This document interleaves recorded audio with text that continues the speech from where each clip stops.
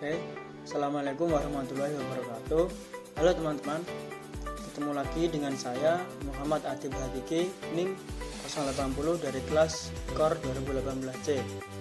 Nah, di kesempatan pada kali ini saya akan menjelaskan poin yang ada pada identifikasi olahraga dan lingkungan terhadap gangguan kesehatan. Nah, sebelumnya ada 4 poin. Yang pertama, heat related illness. Yang kedua, cold winter illness. Yang ketiga, high altitude illness. Dan yang keempat, UV light atau lightning. Nah, yang saya akan bahas yaitu poin ketiga, yaitu high altitude illness. High altitude illness yaitu sekumpulan gejala paru dan otak yang terjadi pada orang yang baru pertama kali mendaki di ketinggian.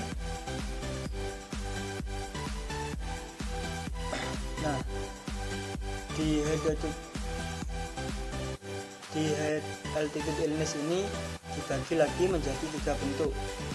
Nah, yang pertama yaitu acute mountain sickness atau AMS.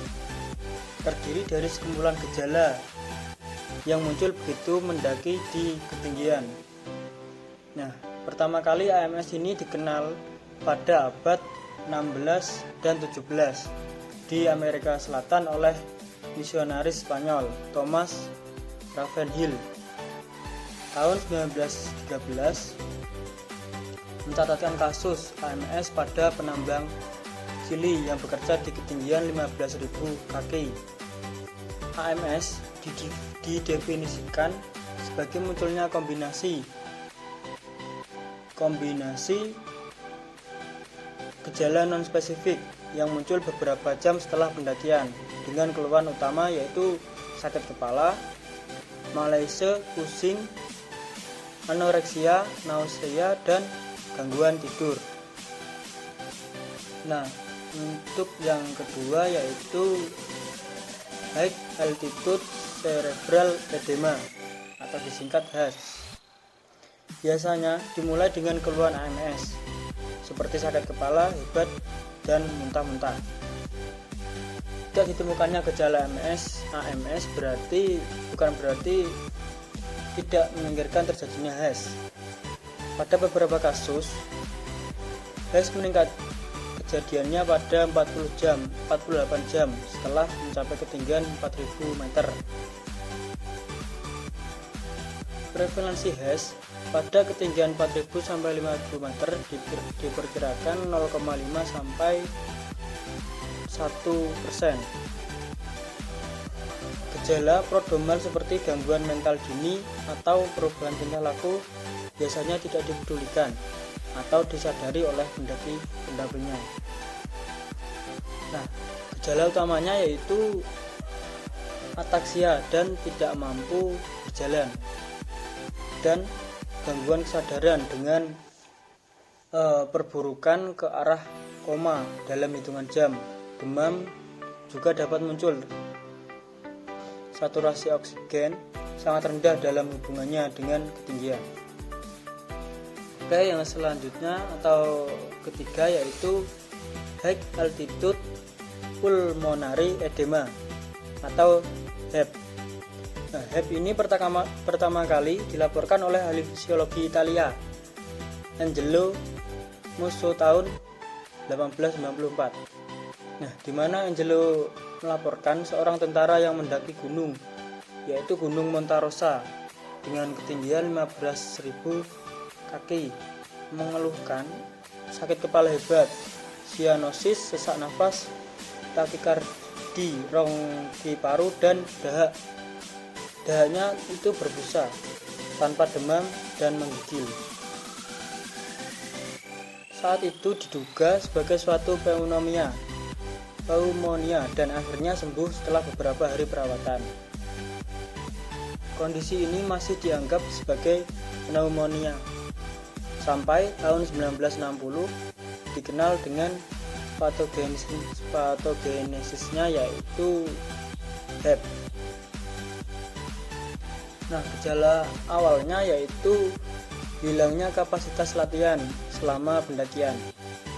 Yang selanjutnya sering muncul bersamaan dengan sesak nafas dan batuk kering.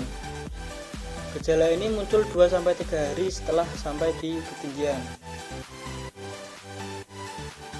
Nah, pendaki dengan gejala awal HEP yang tetap berada di ketinggian atau malah melanjutkan pendakian akan mengalami sesak nafas saat istirahat.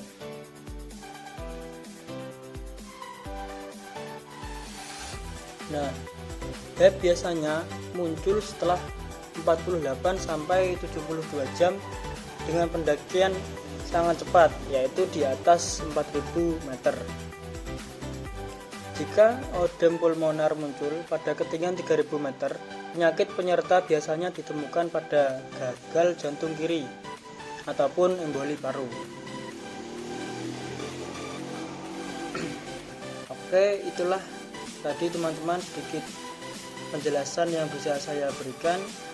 Di sini saya akan mencoba memberikan kesimpulan setelah apa yang saya jelaskan tadi. Nah, kesimpulannya yaitu high altitude illness merupakan sekumpulan gejala otak dan paru yang terjadi pada orang yang mendaki di ketinggian tanpa menjalani aklimatisasi. Nah,